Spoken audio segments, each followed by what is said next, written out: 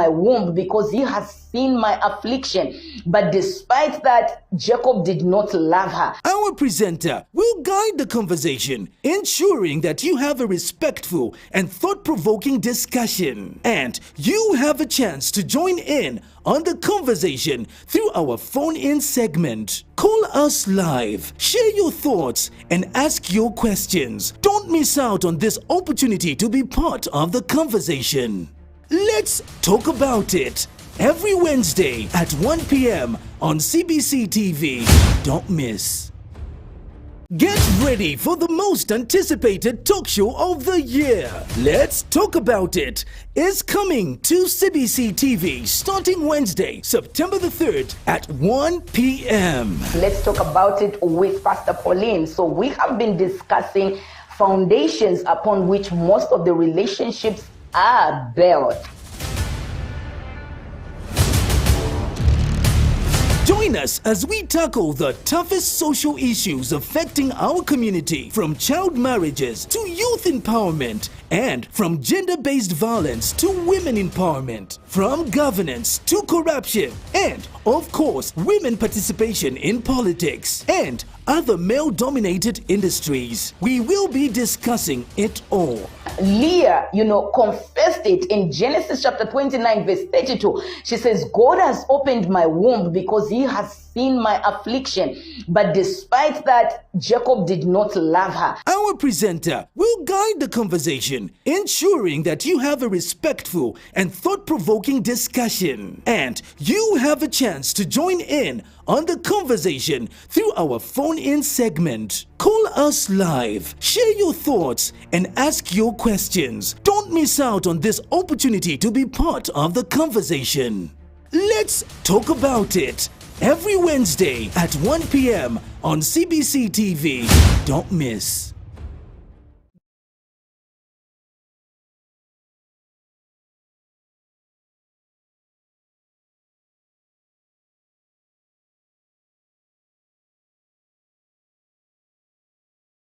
God, I am everything. It's just mixed feelings, mixed emotions. And I think for some of you who have seen the post on Facebook platforms, you know that today I'm hosting Bishop Mfula as our guest on today's discussion of Let's Talk About It. And it's so humbling because how can I put it? This man is he's my compass. That's what I can say. He's my compass. He's seen me. He's seen me through a lot. He's known me, even before we came on air. I was just saying that, he's seen me at different levels of life. So I was just saying I'm nervous, and but then it's okay to be nervous because he's here as my father. He is my father in faith, and he is my mentor. That is what he is. He's been in my life more than my biological father has been. I've known him for 21 years this year, and his life is something that I can describe that it's just like if someone told you about it, or if someone told me about it, I can say that such kind of people only exist in movies or in novels, but I have lived, within his bounds, and I know, and I am so humbled that I am able to call him my father in faith, and I'm also pastor in his church. I'm an associate pastor in his church. So here's many things that I can. This program can just finish the whole 1 hour if we just start describing who he is. So we'll leave some of the things, for another day. But today we are discussing the topic, A Nation in Mourning, A Nation in Mourning, grappling with uncertainty surrounding the burial of our 60th former and late Republican President Edgar Chagwa Lungu. So some of you who have been following, I shouldn't say some of you because I think a lot of us have been following this story or this saga.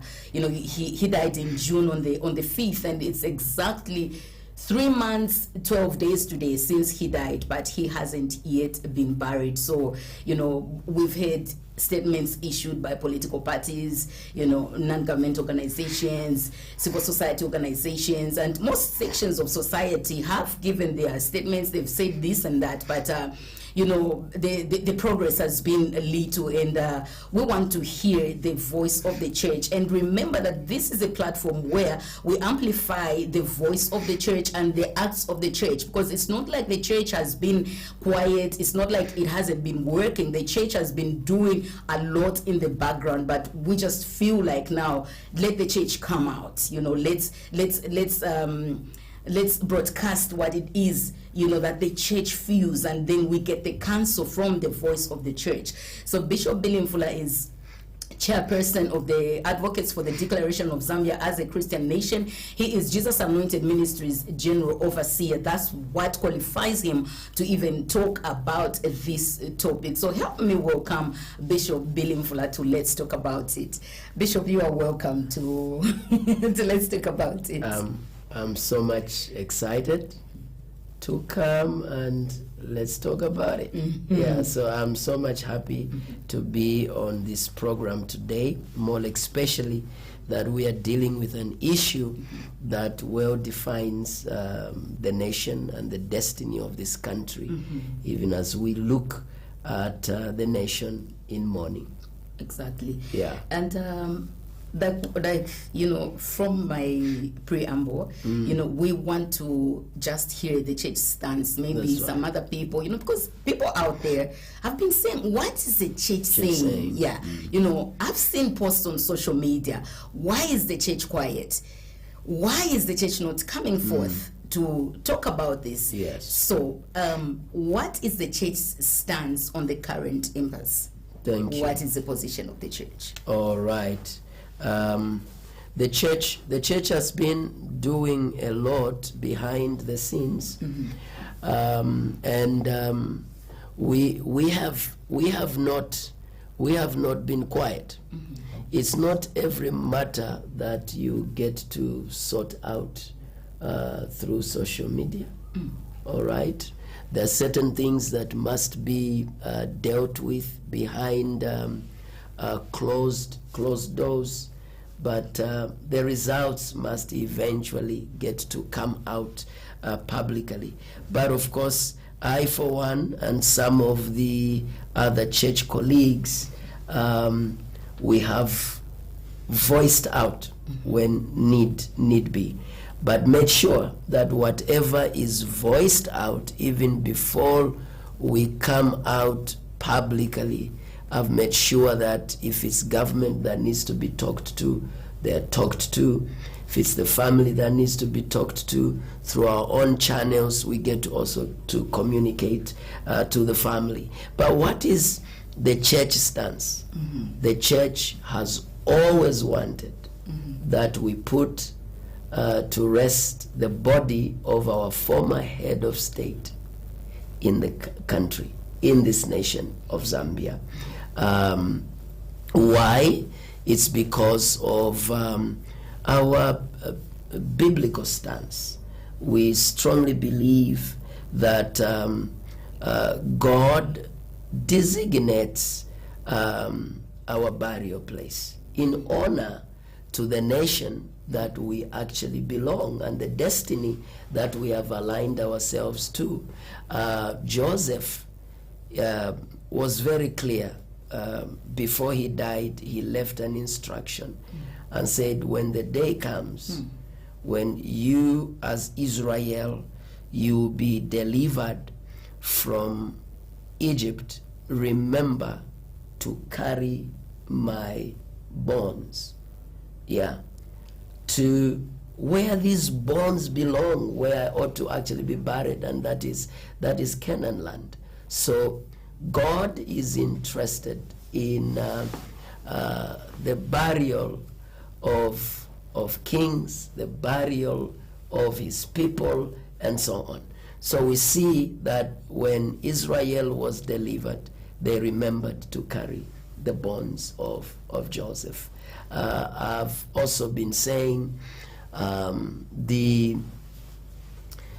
Moses also, when Moses died, there was a contention over his body.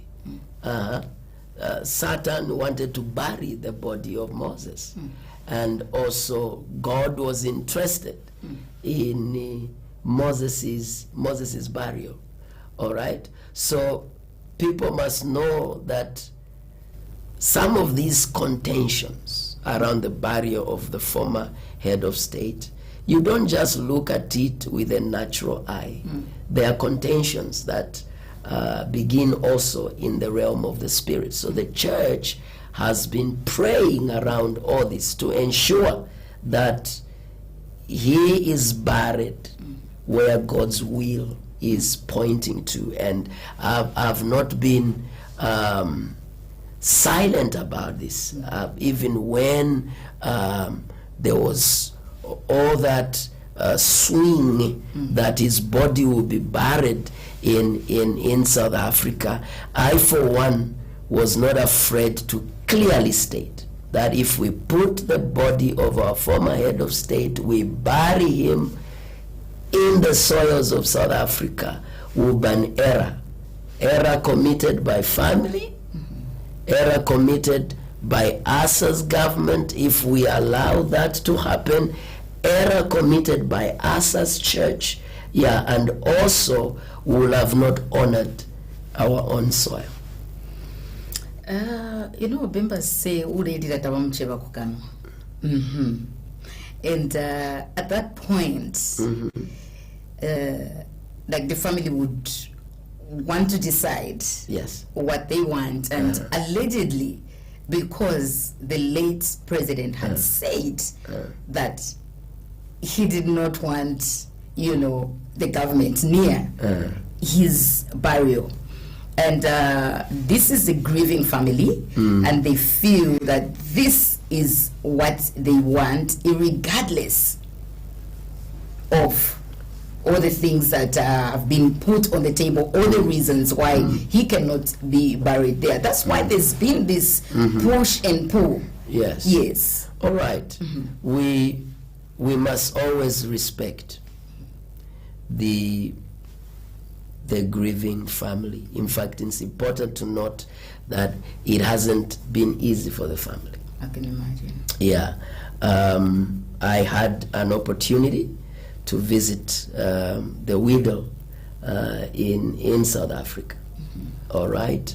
And you talking about it from afar and viewing her from your own lenses and perception, you may not have a clear picture of the pain that one is actually in.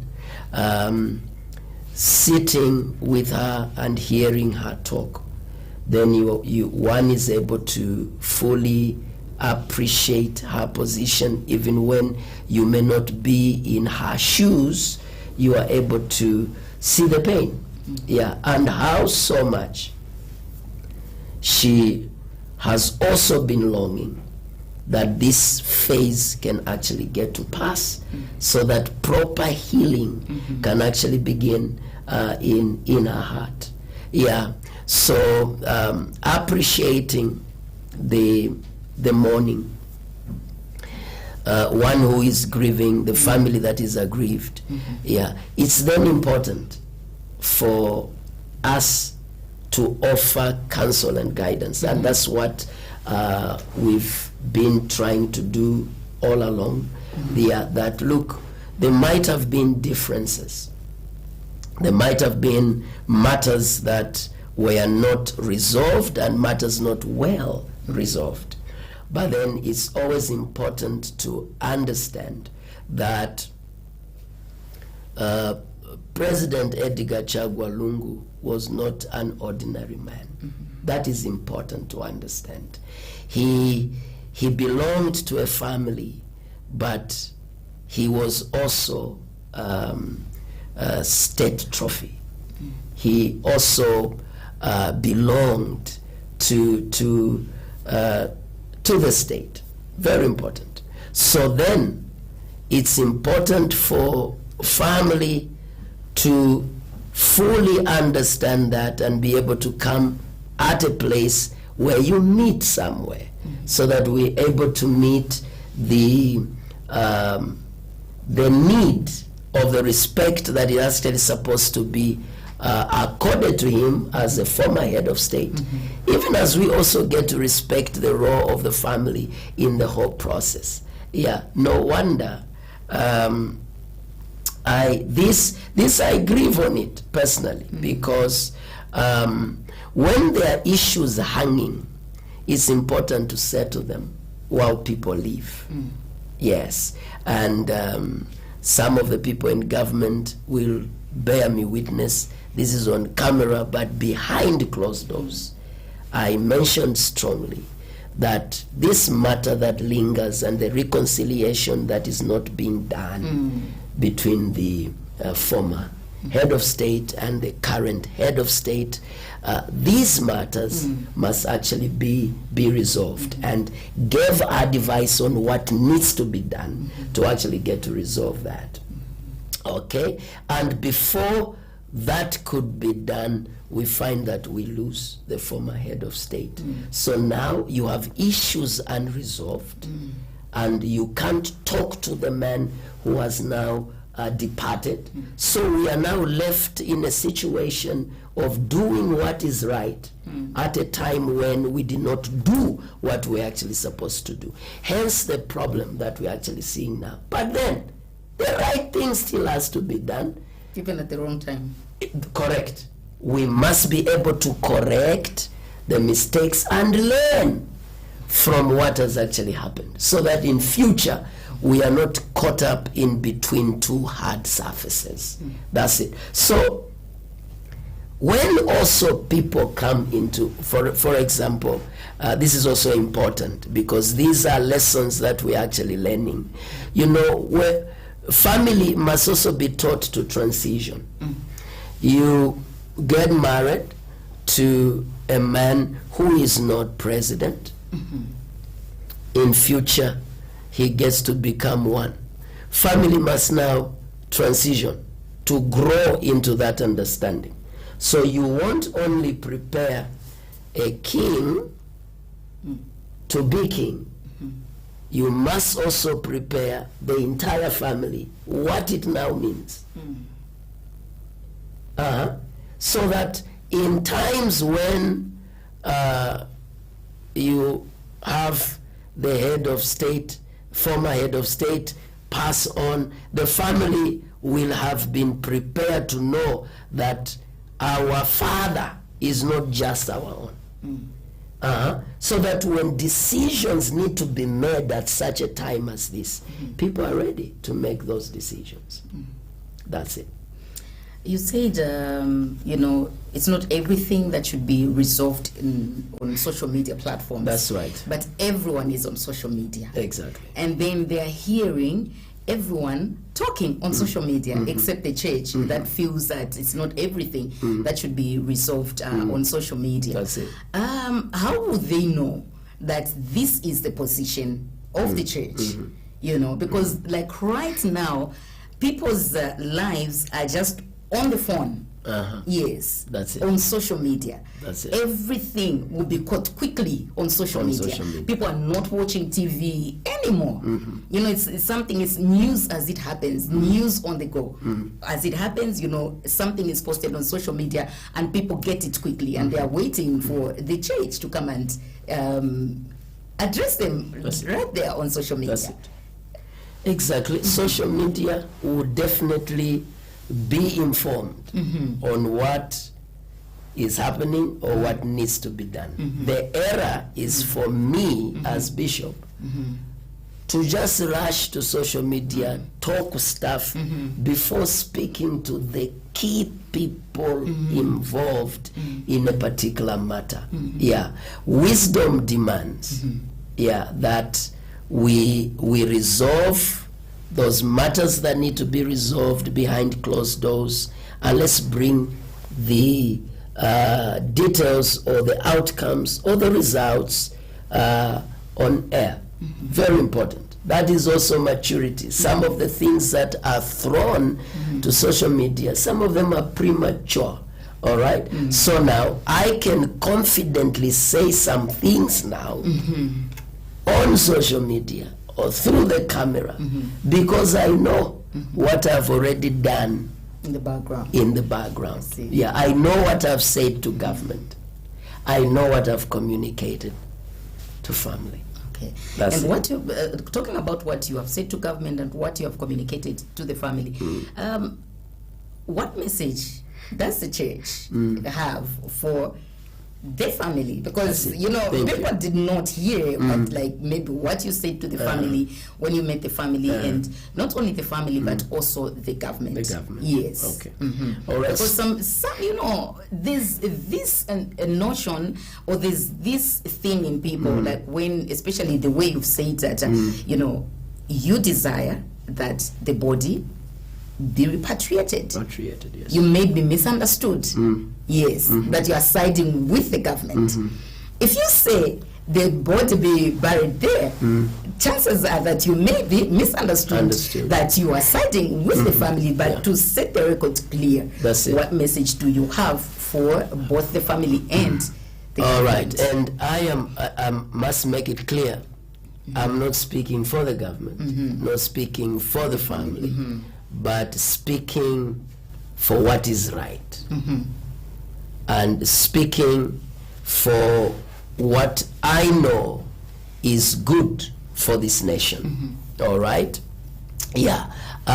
In the first place, we are saying we can't bury our former head of state, him who ruled this country for 7 years, buried in a foreign land because of a dispute.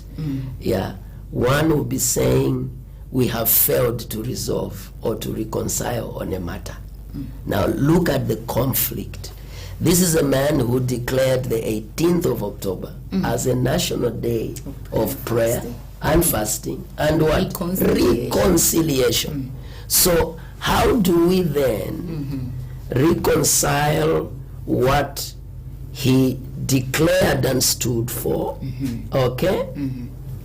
And him not being buried in this country because of unresolved disputes, okay? So just on moral understanding, biblical understanding, if he is buried in a foreign land, take it that way, then what are we saying? We are saying there's no need of reconciliation. All right? That begins to also speak negatively to the altar that was erected to be a platform of reconciliation, to be a platform of forgiveness. All right? So no wonder we are saying if he is put to rest here, it aligns with the altar that was actually raised. Because how can you live believing in reconciliation and then die and not believe to reconcile? So we want to maintain that consistency because that is good for this country. Yeah, but what are we also saying to the family? This is not easy at all. They have their own pain. Their level of mourning is not the same with the rest of us.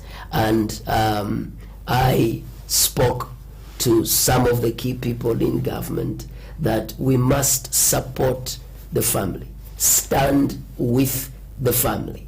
They should not be afraid to come back to their country. They should know they have a place in this country. Yeah. Truth be told, Mama Esther Lungu contains within her vital wisdom and knowledge and experience from her work with our former head of state. That this woman, what she has in her heart, can be able to help the country in so many ways. So such, you don't throw away.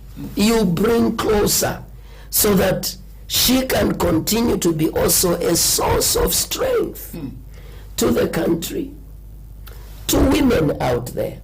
Very important, because Very few people will experience what she has experienced. Others experience the loss of a husband only. She has also experienced the loss of a man who was the head of state in this country. So what she's carrying in her is vital for Zambia. And this I've not loved, how Zambia at times throws away custodians of great wisdom and experience. All right? So as Zambia, even in the way this I've communicated to government,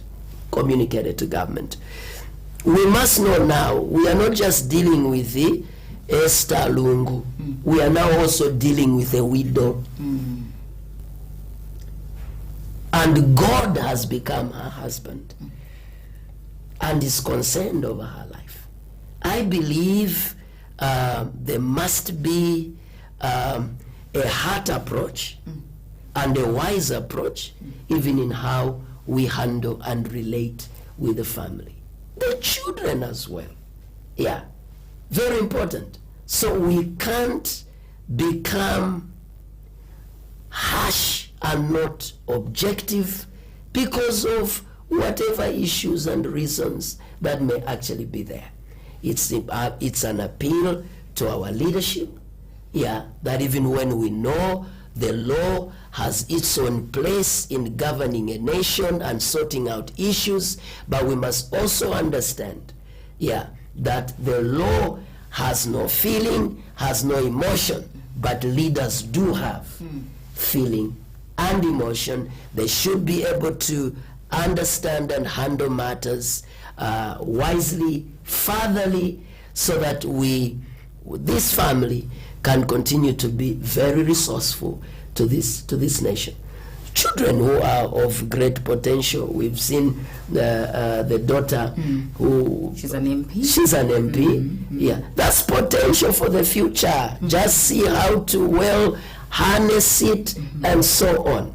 It's good for the country. So government must also handle this family wisely. That the law has its place, of course, but at the same time, we must be leaders to sort out this matter properly. That's it.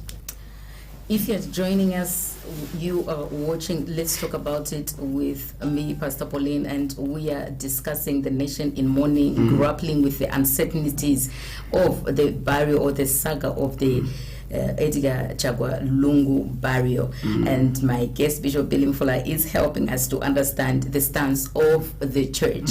Bishop, you've just given counsel to... Okay, you've given counsel to the family, and you have given counsel to the government also. Yeah, but then to the nation. To the nation, yes.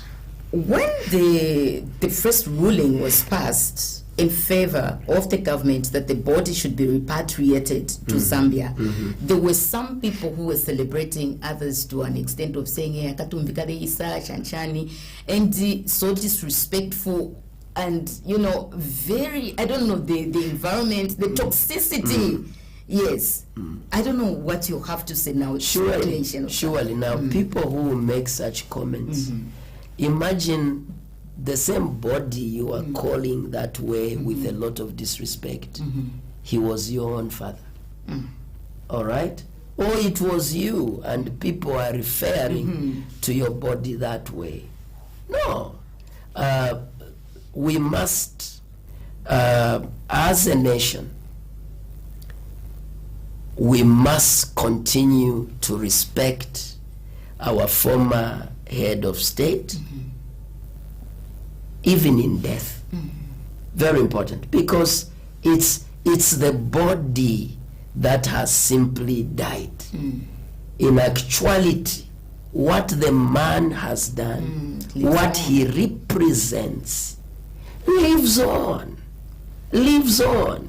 We still walk on the roads that he was also instrumental to do that.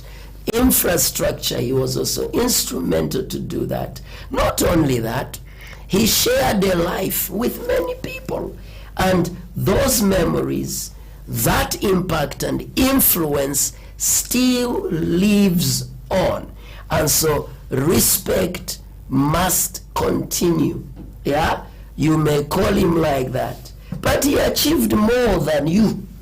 Who is calling him like that? And I always tell people, never insult fathers, because you reap what you sow.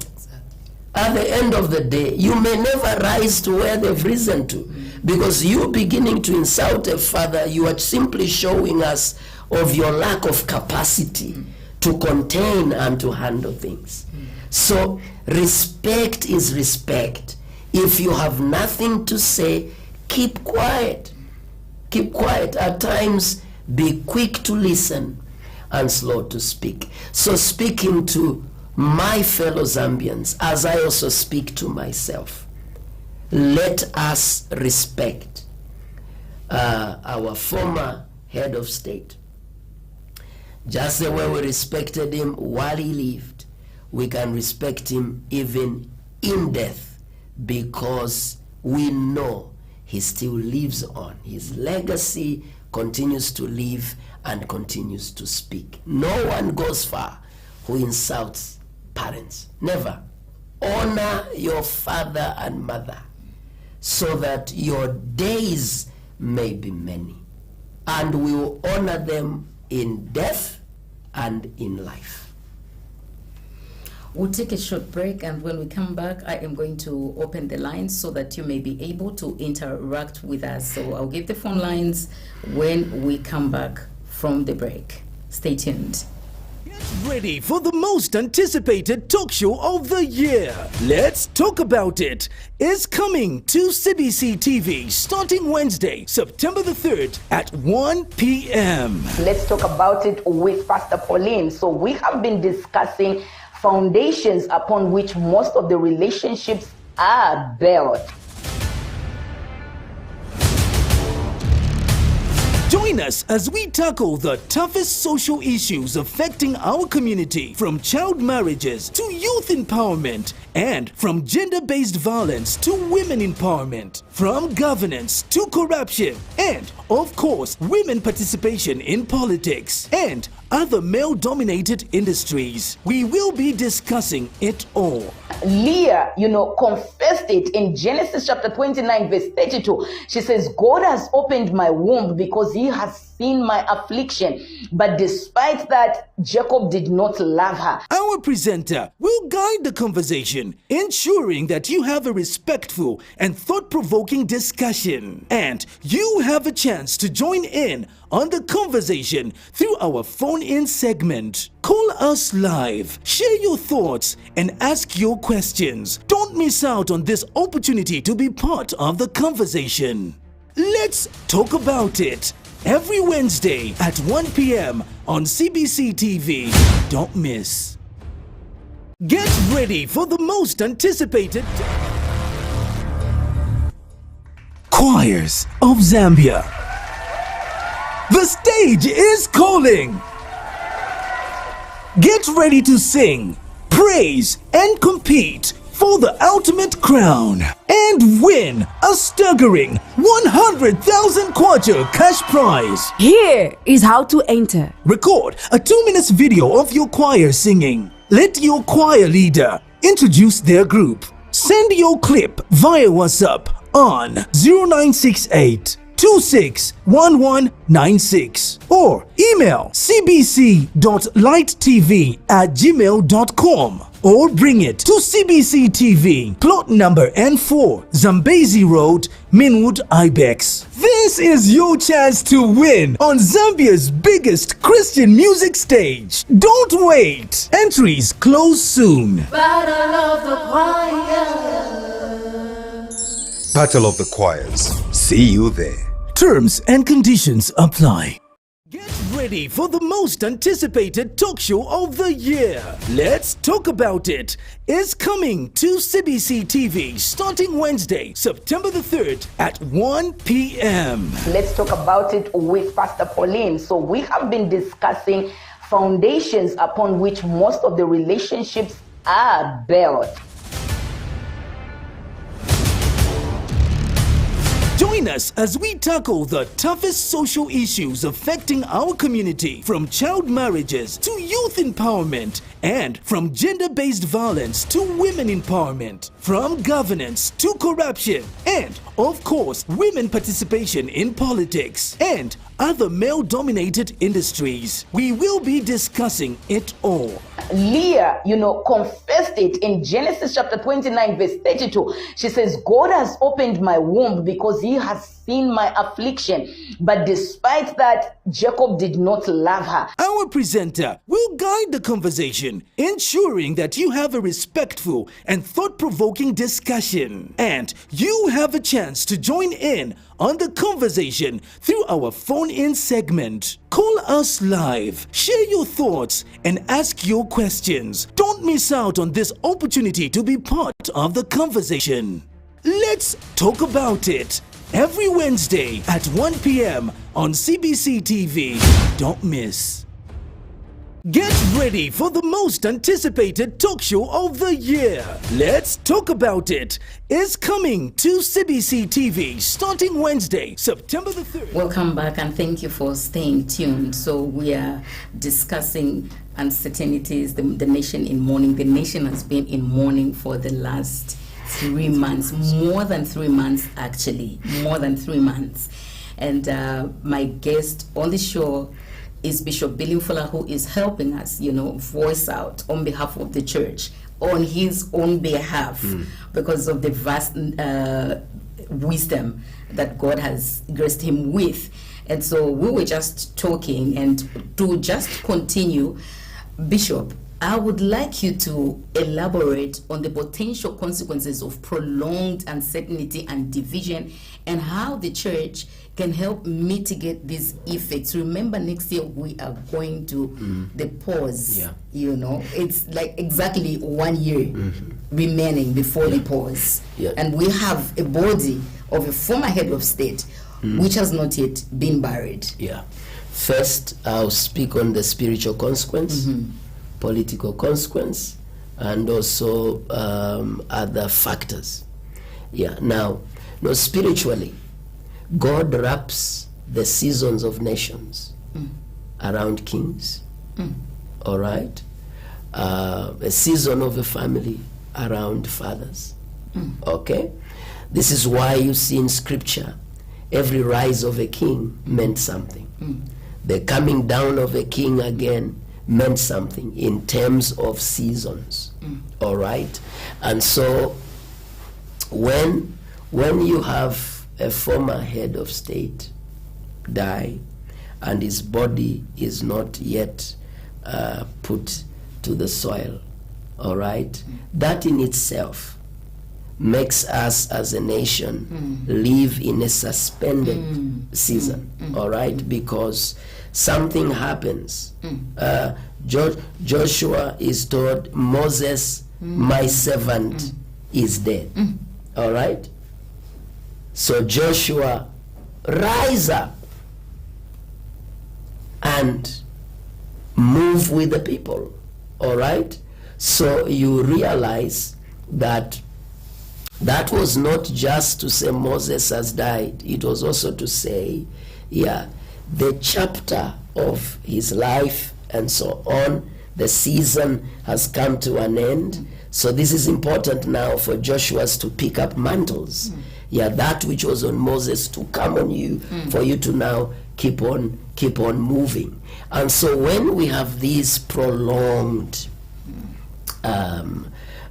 delays and all that stuff, something is suspended, all right, in the seasons of a nation. Okay, so that's a prophetic eye into all these things. Yes, so when we put him to rest,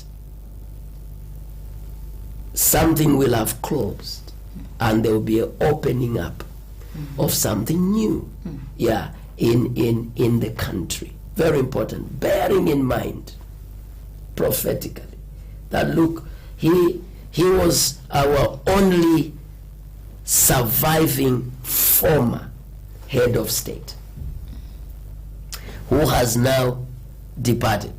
So as we speak now, we have no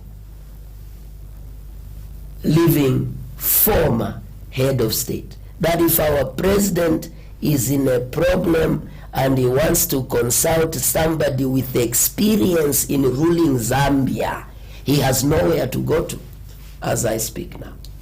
Nowhere to go to. All right? Now, these are things that hit my heart. All right? He has nowhere to go to now. So then, it's important that as he is put to rest, it will be a closure of a particular season. And it must now be in us where we are saying, look, now that we have this one who is alive, our current president, who will be former one day in future? Let's look after him well, so that he becomes the custodian of a wisdom that those who will be current presidents who have where to go to. These things are very important. So for me, the first consequence I see is a suspension of a season that must come to its end when we put him to rest. Then also, this has destabilized the opposition.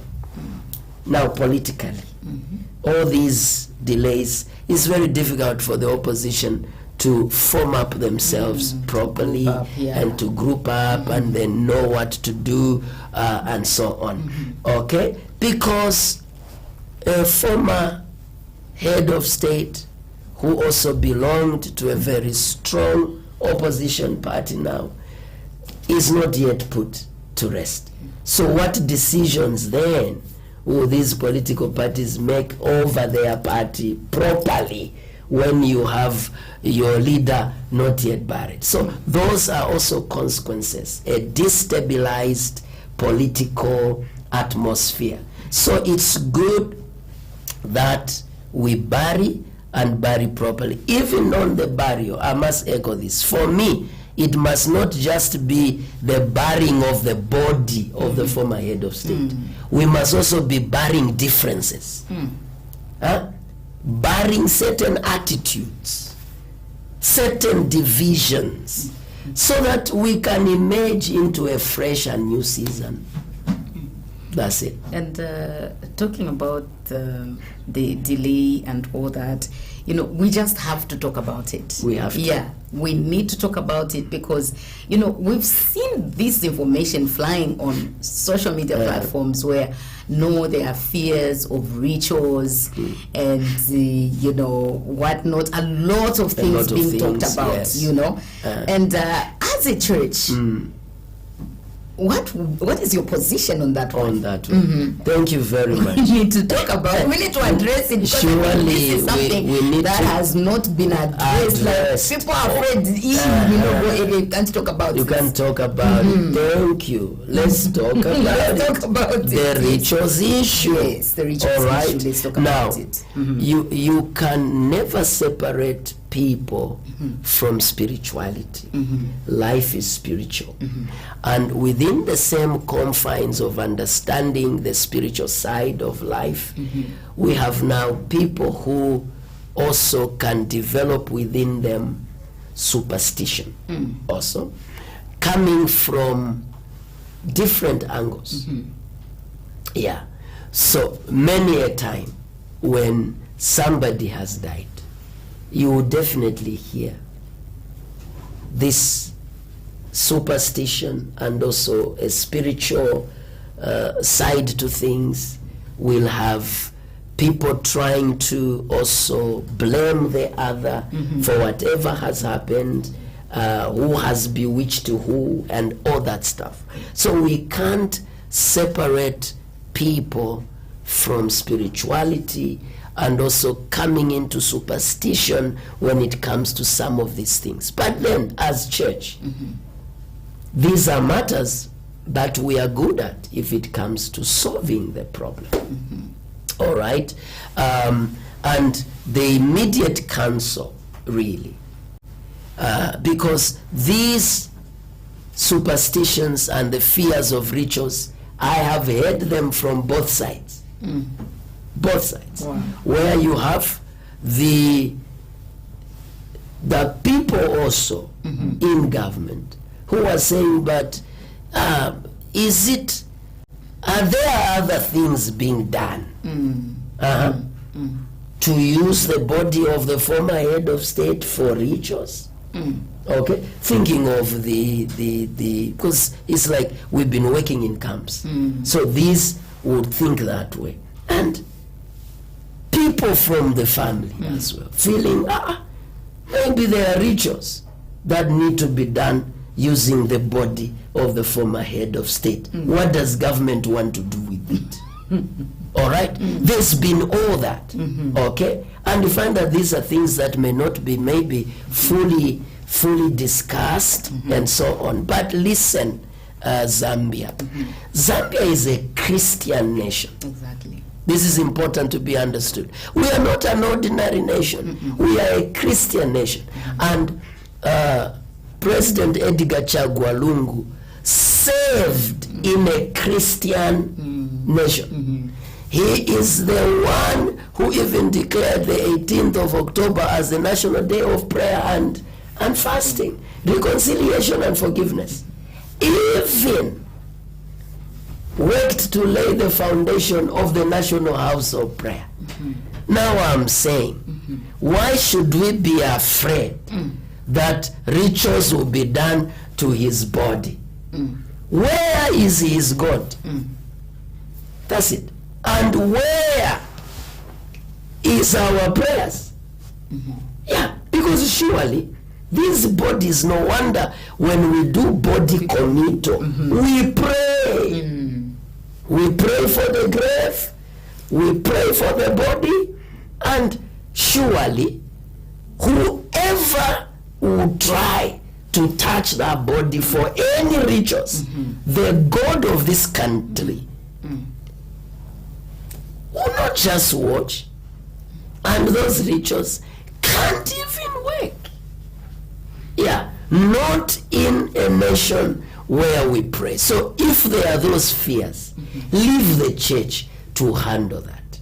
When the body comes, let the church be there to pray. If there are those fears, Before we to continue cover that body. Bishop, I just want to open the lines. That is getting interesting. It's getting very, very interesting. Yes, so we are safe, Pauline. Ritual from any camp or anything, any fears, any superstition. There's a God in this country. God is faithful. There should be no fear. Yeah, we will bury properly. Amen. If you're just joining us, you are watching Let's Talk About It with Pastor Pauline, and my guest is Bishop Mfula, who is helping us to voice out on behalf of the church concerning the saga of the late former 6th Republican President Edgar Chagwa Lungu. And if you want to participate, I'll just give out the lines quickly so that you can send in those messages, so that you can call in if you have any question that is bubbling that you want to ask. The numbers to call are 0974-578988. I'll say that again, 0974-578988 or 0960-741864. 0960-741864. And he has answered what has not been talked about. We've been hearing among we, and everyone is afraid to just come out and talk about it. But from the church perspective, it says we are safe. So if you have any questions, any text messages, you can send those text messages. And now, Bishop, what role do you think that faith leaders can play in promoting dialogue, understanding, and peaceful resolution in this situation? Yes. Yeah. Is there something? I know you said there's been some talks and everything, but is it yielding fruit? Because if it was, 3 months later, we ain't going to be talking about the same thing. Yes. Burial would have taken place. So what's happening? Yeah, but we thank God that we'll be finally burying soon. Surely, these talks and prayers will yield the results. That the need for reconciliation is crucial, because for me, it's the after effects and how do we live with the Lungu family. For me, this is key, because President Lungu has gone. He's left the widow, left the children, because we can't just bury and just go. The reconciliation is still vital. But that is possible, looking at the Chiluba story. Huh? The Chiluba story. Yes. It is possible that he can be buried and forgotten. Very true. This is why we want this matter well resolved. It's very important, because even on the Chiluba family, that's also a serious typical example that we are busy fighting for. All right? And you're on record trying yes. to push for the same. And I must be on record again. The Chiluba family must be given their inheritance. We are praying that that should happen. Because now these are things that also bring fears. Because Zambia has certain boxes people don't want to open and deal with. Which we don't want a repeat on the Lungu family. The Chiluba issue, we have had presidents coming and going, but never sorting out the matter on the inheritance of the children. It's like there's this box people don't want to open. They don't want to be able to deal with. And my prayer is that our current president will put that matter to rest. That will earn him a huge reward in heaven. Huge reward in heaven. We can't, Pauline, have a former head of state pass on. Sorry, there's a call in me. Just speak and then we'll continue. Hello, good afternoon. You are through to Let's Talk About It. Tell us your name and your contribution. Yes. My contribution is very clear. As we want, like most Zambians, we would like the former president to come back to Zambia. Okay. Amen. So we maintain the tradition. Like, for example, when I was get a will, when the will was, I think, was supposed to be buried somewhere, so but the government stepped in and his lawyer, and it was buried at the same place where presidents are buried. The same goes with Kaunda. The family had the place where they had in mind for him to go back. He was buried there. And when the former was in power, he presided over the issue of the burial of the former president. He has to be buried here. So even him the same. We just wanted, there's nothing wrong with bringing them back home. Thank you so much for your contribution. To be ashamed if it's buried somewhere else. Thank you so much. Thank you. Thank you. All right, so for me, the afterlife, after burial, is very important. The family to our former head of state, government, there must be that proper reconciliation. That must be done. Yes, we know the former head of state, President Edgar Chagwa Lungu, has departed to glory, but the family is still there. Whatever we may resolve for a peaceful journey thereafter is very important, because now the head of state is the one now with the power to also help take care of the family. Very important. So that reconciliation must be done. We shouldn't just bury and go, because we don't want the situation of the Chiluba family that up to now the family has not been given their inheritance. It's not a good thing. They may not want me to say some of these details, but it's hurtful that their lives are being inconvenienced a lot, even when their father saved this country. There's another call. We'll take that one again. Hello, good afternoon. Hello. Good afternoon, and you're through to Let's Talk About It. Please tell us your name and your contribution. Okay, I'm Mr. Kawe. Yes, I'm calling you from within Lusaka. Yes, my position, I feel this time around, I feel the people of Zambia, I think we are tired due to the drama that has been happening, but concerning the issue of the late president. I feel personally this time around we should leave it to the family. Since they have insisted to say, no, this is our body and everything, I feel they should bury in South Africa. Okay. Yes, because looking at the way these issues have unfolded, I feel this time around we leave it to the family for them to bury in South Africa. I don't know how the bishop will comment on that, but that's my view. Okay. Thank you so much. Thank you. Okay. All right. He's honest. He's saying we are tired. We are tired. Yeah. I'm also tired. But in my tiredness, I still want the right thing to be done. Okay? It's tiring. It's straining. It's not easy. All right? Because we must be careful. It's presidency we are setting. Exactly.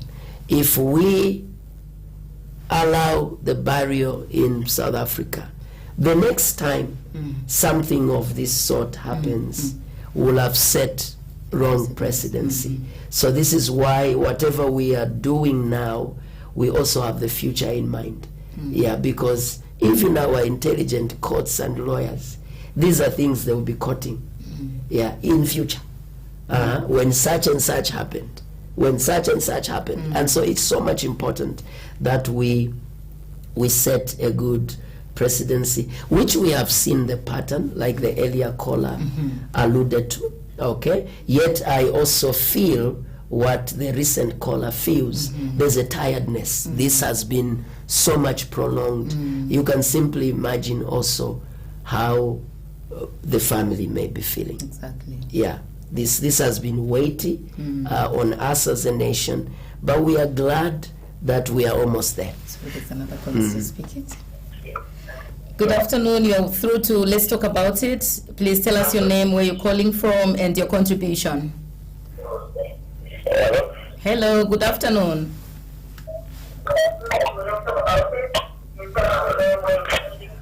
Good afternoon. My name is Ngozoh. Okay. Please turn down the volume on your TV set and go ahead and give your contribution. Yes, my name is Ngozoh. Calling you from Garden House. Okay, please go ahead. Yes, I just want to ask for Bishop Mfula. The problem which is that I have heard the bishop saying that the head of state is the one who has the power for reconciliation. That the family still stick to the same. They are saying that the head president said that he doesn't want the head of state to come near his death. When they are still stick to that point. Now, if the head of state they doesn't allow him, they don't want to allow him to come here to the body. Now, how can we bring the reconciliation? Because then they will say that they don't want him near the body. Yes. Okay. Thank you so much. Well noted. Thank you. He's going to respond to that. Thank you. Oh, all right. So what we are saying is not that the head of state is the one who has the power of reconciliation. I think my point was that he's the one who has the power to see how to well take care of the family in this particular circumstance. Yet the angle you are coming in is also very important. Yeah, very, very important, because it's also not easy for the head of state. Put yourself in his shoes, and you are being told, don't even come near the body, all right, of one who has passed on. You are the current head of state, and you are told you shouldn't come near the body. What message are you receiving in that? Just hold your breath before we lose this caller. Hold the thought. I'm holding the thought. You are through to Let's Talk About It. Kindly tell us your name, where you're calling us from, and go ahead and give your contribution. Good afternoon. My name is Brenda from within Saka. I've been following closely, and I'd like to say thank you for the wise counsel that we are receiving concerning an issue that cannot be ignored and needs to be resolved as soon as we can. So my thought would be, and my opinion is, by all means possible, the best way would be for us to work towards resolving this issue and seeing a way in which the burial can be done here. Because our former president was a son of this soil. He was our leader. And what I've been able to hear and learn, even in a deeper way, is the fact that we do not lose him and his leading or his guidance just by virtue of him no longer being alive. So as a nation, we stand to lose a lot if we carry on fighting each other and making light of such an important issue. I just thought I would share my thoughts as well. Thank you so much. Thank you so much, Brenda. Thank you. Yeah. Yes, so continue from there, and then you... Yeah, this issue is also a hot issue. The family does not want the former head, the current head of state to come near the body. All right? Why that fear also? It may be connected again to rituals and all that. We need to be open about this. But me speaking as clergy, really, what message are we sending into the head of state?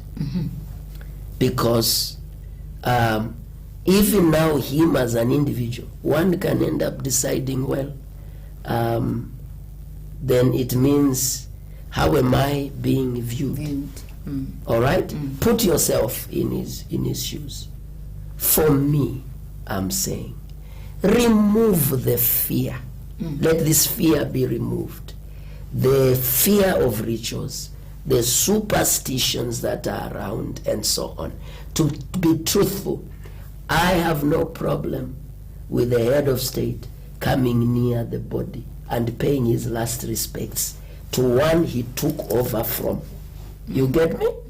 I have no issues. And that way as well sends a proper message to the world out there. How do we want the head of state to be labeled? For what gain? We are splitting ourselves as a people. All right? He is the head of state. He's on the throne now. And remove these fears, have a bigger picture. That's it. Well, if people insist that no, look, he has the right to say, based on all this, then I won't be. Go ahead and buy. But under normal circumstances, really, it is also honor to the head of state to allow him pay his last respects. Honor to the departed, honor to him who's living. So the message and the culture of honor, we need it even in critical times. The head of state, he is a father in the country. He needs his honor.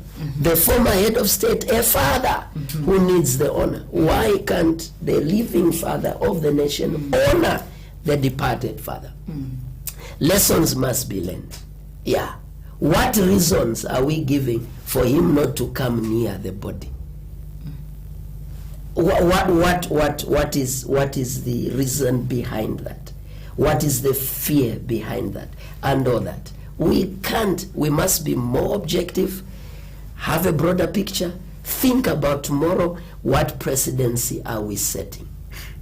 Thank you. So the reason being that before he died, he had said it, allegedly actually, he had said it, that he doesn't want him there. And then the government is also insisting that we must honor him.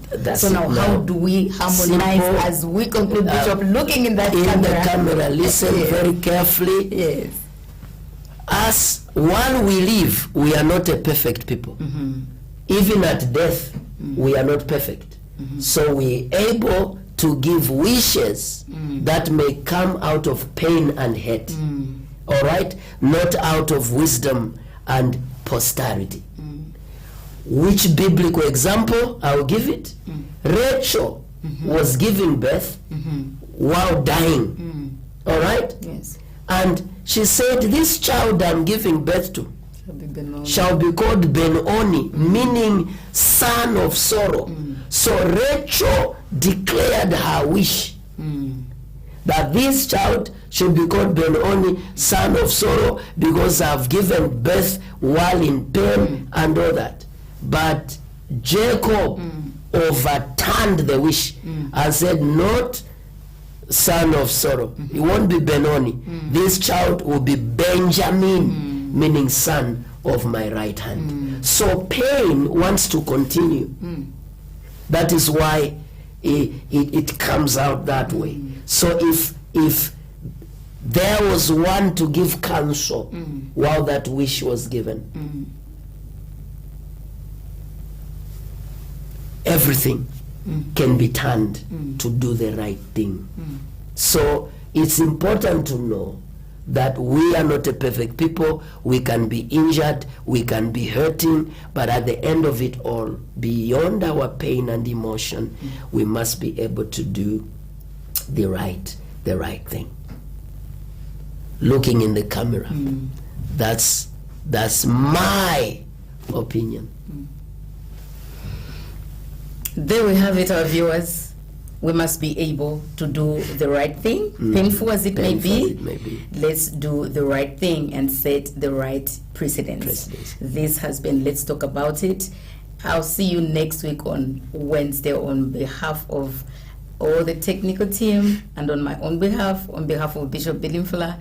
It's goodbye and pleasant viewing. Get ready for the most anticipated talk show of the year. Let's talk about it with Pastor Pauline. So we have been discussing foundations upon which most of the relationships are built. Join us as we tackle the toughest social issues affecting our community, from child marriages to youth empowerment, and from gender-based violence to women empowerment, from governance to corruption, and, of course, women participation in politics, and other male-dominated industries. We will be discussing it all. Leah, confessed it in Genesis chapter 29, verse 32. She says, God has opened my womb because he has seen my affliction. But despite that, Jacob did not love her. Our presenter will guide the conversation, ensuring that you have a respectful and thought-provoking discussion. And you have a chance to join in on the conversation through our phone-in segment. Call us live, share your thoughts, and ask your questions. Don't miss out on this opportunity to be part of the conversation. Let's talk about it. Every Wednesday at 1 p.m. on CBC TV. Don't miss. Choirs of Zambia. The stage is calling. Get ready to sing, praise, and compete for the ultimate crown and win a staggering 100,000 kwacha cash prize. Here is how to enter. Record a 2-minute video of your choir singing. Let your choir leader introduce their group. Send your clip via WhatsApp on 0968 261196 or email cbc.lighttv@gmail.com or bring it to CBC TV, plot number N4, Zambezi Road, Minwood, Ibex. This is your chance to win on Zambia's biggest Christian music stage. Don't wait. Entries close soon. Battle of the Choirs. See you there. Terms and conditions apply. To feel my heart. New Reformed Christian Ministries presents all-night prayer meeting with Bishop Crispin Malata. This program comes on 26th September 2025 with the theme The Favor of God and Growth. Time 20 hours, till 05 hours. Venue, Church Auditorium, near Mtandavantu bus stop. Invited guest speakers, Pastor Ruth Mambwe and Bishop Joseph Capasso. Guest artists, Minister Elizabeth, Cross Worshippers, and the Unstoppable Praise Team. Come and be part of the blessing. Shalom. Make my heart brand new.